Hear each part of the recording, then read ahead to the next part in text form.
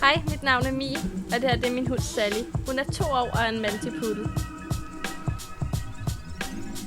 Når man har sådan en hund som Sally, som er super glad for naturen, så er hun selvfølgelig udsat for flåter, lopper og lus.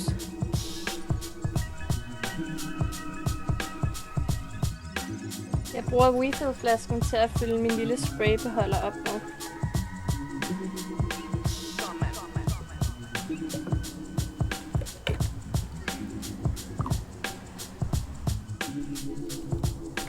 Så sprøjter jeg ind på Sally, og jeg holder hende lige for øjnene, imens jeg sprøjter. Jeg sørger for at komme godt ind under pelsen. Man behøver ikke bruge så meget, man sørger bare for at fordele det godt rundt i det, man masserer hende. Og så sørger jeg for at massere det godt ind under pelsen på hende bagefter. Nu er Sally fri for flåter, lus og lopper, og hun har fået en rigtig dejlig blød pels.